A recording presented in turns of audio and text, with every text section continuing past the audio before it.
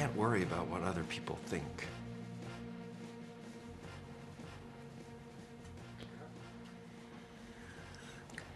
People can be mean. Growing up different, a lunchtime conversation between a student and his former teacher is impressing audiences at festivals around the country.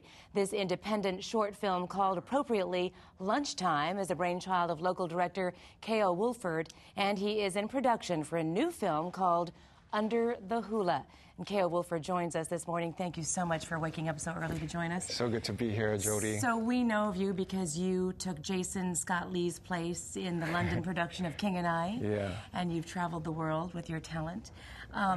Tell us first of all about Lunchtime and its impressing festivals, as we said, around the country, around the world. Yeah, so it was actually started off as an experiment. I was in this collaborative in Los Angeles with some friends of mine who wrote and produced, and we had this idea to, direct and produce and write and be in each other's projects. And when I decided to move home to help out with my family and stuff, I thought, I really want to make a contribution to this collaborative, because we had just started, and one of the other guys had produced this amazing short with, special effects and CGI, and I was like, what am I going to do? So I completely went the opposite way, went about the story and the characters and the stuff that they go through personally. And it was a very personal and simple film, but it really resonated with a lot of people. And that little snippet that we saw between the two here was riveting. Well, thank you. And now, Under the Hula, tell us about your next project. Right, so this is a project that it started actually as an adaptation of my one-man show that was about my life growing up in Hawaii and how I found my identity through hula. And that too, I played at places like Helena, Montana, and Vermont, where, the audiences were 99.7% white, and they really connected with the story. It's a universal story about finding one's identity and where they fit in the world. And that's basically what Under the Hula has become.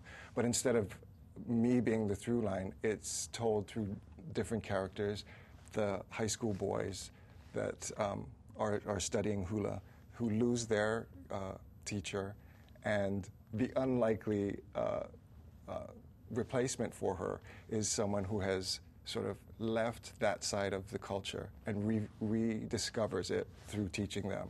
And did you write Under the Hula? I did, not without a lot of guidance and help, and it's still being refined and everything, but the core structure of the story is there, yeah. And I've been working on it for a couple of years. And you're looking for how many people, and what are you looking for? Yeah, so the idea is to have 5 main dancer characters, and ranging in all types, and just like the way that my kumu, Robert Casamero, views hula as all-inclusive, and anyone, if they are willing to dedicate their time and their energy into performing or learning about culture, then we're all welcoming. So it's going to be a bunch of different types and everything. If you were to just talk to young kids who have dreams and aspirations of doing what you do today, and you're lucky enough to do, so fortunate.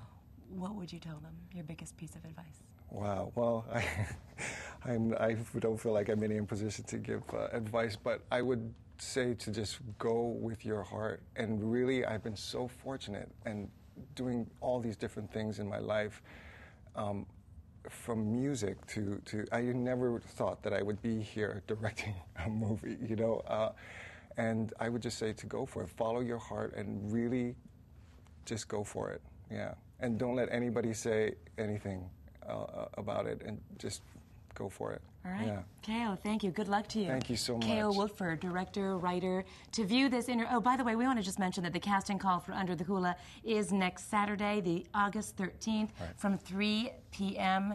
to 8 p.m. at the Pa'i Arts and Culture Center at the Kapalama Shopping Center. Correct. That's correct.